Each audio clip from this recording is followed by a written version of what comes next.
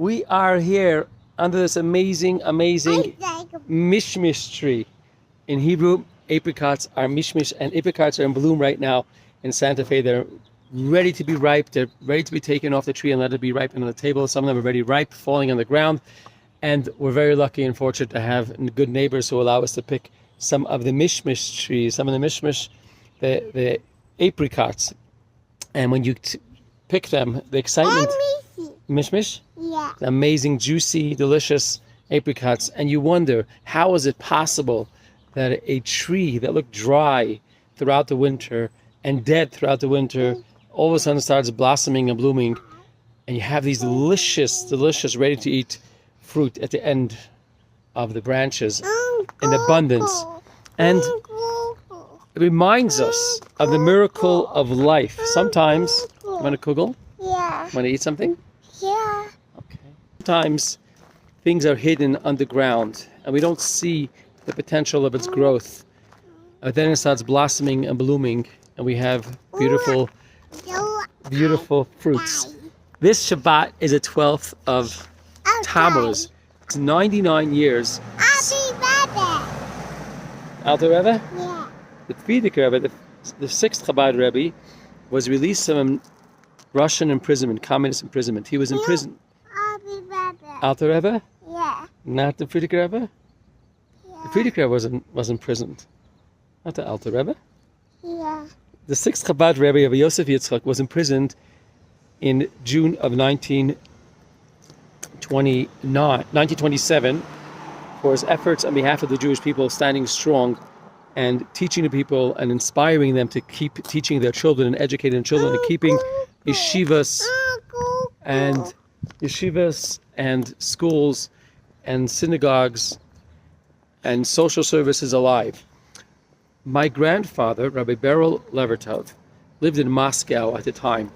He was a dedicated chassid who was inspired by the previous Rebbe, by the Rebbe, to keep up his efforts on behalf of the Jewish people, keep up his keeping the shul alive, the Manin Rasha, Moscow synagogue, to keep teaching his children and celebrating the holidays. It was very, very difficult, and he paid for it with his life. He was arrested by the Russians, and he was imprisoned and sent to the Russian gulags, and eventually they killed him.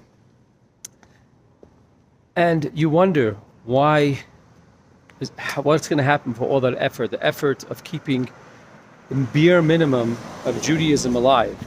Is it really going to help? Is it really going to work? Aren't the communists going to win? But today we see what the fruits of those efforts. It wasn't in vain.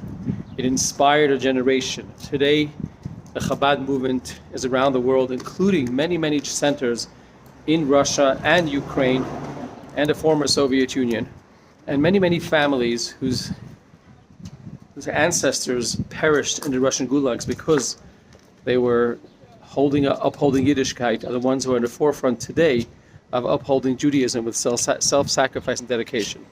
This week, we are going to be very fortunate that our daughter Sarah and her husband Levi are coming to Santa Fe and to start a new Chabad center in Eldorado.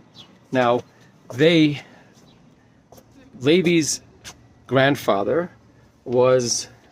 Levi's great-grandfather, Rabbi Tzion Shem Tov, worked diligently with my grandfather, Rabbi Beryl Levertov, in Moscow. So the generation continues. Sarah's great-grandfather and Levi's great-grandfather worked together, self-sacrifice and dedication back in Moscow in Russia. And now their great-grandchildren are continuing that legacy of Yiddishkeit and dedication. So join us this Shabbat as we share stories, we hear stories, we celebrate Judaism in a free country, despite all the challenges that we had till now and despite all the challenges that we're having today. And don't forget, if you're in Santa Fe, to get some Mishmish, some apricots. They're juicy and ready to eat. Shabbat Shalom.